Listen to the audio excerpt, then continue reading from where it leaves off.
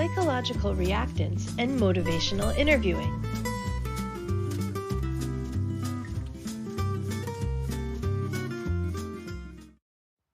Have you ever wondered why the forbidden fruit is always the sweetest to some people?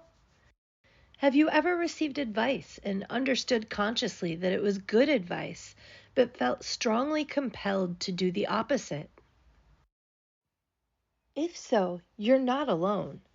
This is a well-documented phenomenon known as psychological reactance. Psychological reactance is a phenomenon that occurs when people feel their freedom or autonomy is being threatened or restricted. It's a negative emotional response to such threats, which can manifest as resistance, defiance, or rebellion. Reactance arises when individuals perceive that their ability to make choices, express themselves, or pursue their goals is being hindered by external forces. One of the first documented demonstrations of reactance occurred in 1966 when Thomas Hammock and Brehm led a study where they led children to believe they could choose between a number of candy bars. When the experimenter threatened the freedom to choose candy bar X by stating that candy bar X should not be chosen, children reacted by choosing the forbidden candy bar. Overall, reactance theory points out that for every force pushing in one direction, there will be a counterforce moving people away from this position. The counterforce will be strongest when a negated position or behavior is perceived as important. Psychological reactance has been extensively tested and studied, and research has shown that it can occur in a variety of contexts, ranging from simple everyday situations to complex social and political issues. Let's take a look at a few examples of how psychological reactance can arise in different situations.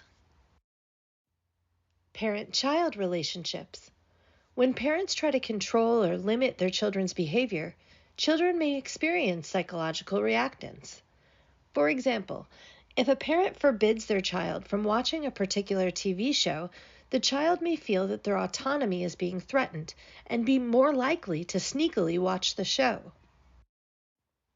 Political discussions. If a person who is generally a centrist enters a political conversation with a person who has progressive ideals, they're likely to argue the conservative perspective. The same person may argue the progressive perspective when entering a conversation with a person who leans to the conservative side. Romantic relationships. When people feel that the romantic partner is trying to control or limit their behavior, they may experience psychological reactance. For example, if a partner insists that the other person should spend all of their free time with them, the other person may feel their autonomy is being threatened and may be more likely to resist spending time with their partner. Leader-team relationships. Imagine a workplace where there are many ways for employees to reach a set goal.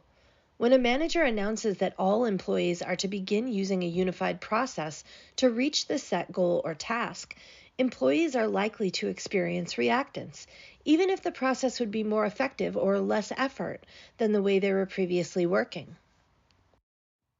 And last, conversations about behavior change. A person who's contemplating their alcohol consumption talks with a relative who says things like, "You drink too much," or "You really need to stop drinking," and the person feels compelled to continue drinking or hits a roadblock in their exploration of their alcohol consumption. Bill Miller explored psychological reactance in relationship to motivational interviewing throughout his career, but specifically in his 2017 publication, Taking the Lower Place, Motivational Interviewing and Social Dominance. In this paper, Miller cites work done by Bill Nito, an Australian psychologist who is known for his work using MI to support smoking cessation. Nito proposed that reactance can be explained through the phenomenon of social dominance that is readily observable in many species. When faced with a dominance challenge, an individual may counterattack, yield, or withdraw. These highly evolved behavioral routines serve to promote the survival of a species through selective reproduction of the strongest individuals without a need to kill rivals. These behaviors to establish social dominance tend to stabilize social structure in groups.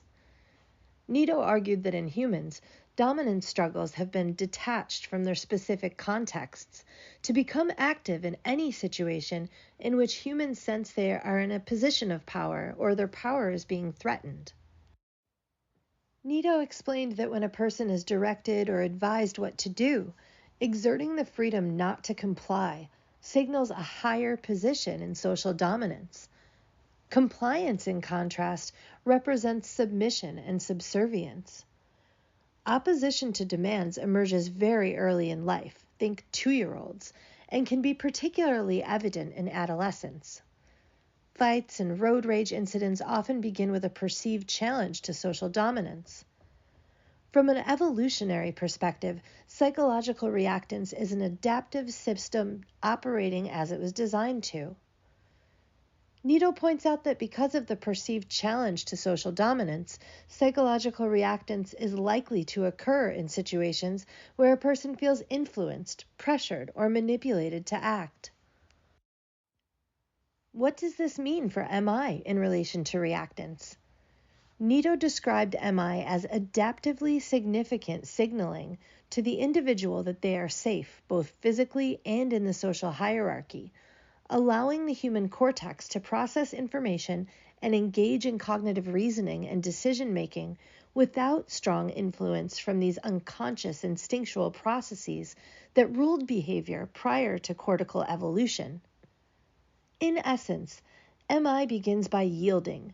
You are in charge. You are the decision maker.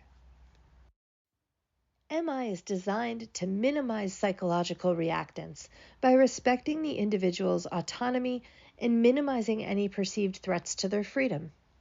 The approach is based on a collaborative and non-judgmental style of communication that allows individuals to explore their own motivations and values, and to come to their own decisions about behavior change. In this way, MI can be seen as a way of working with rather than against psychological reactance. By respecting the individual's autonomy and minimizing perceived threats, MI is more likely to elicit a positive response and facilitate behavior change.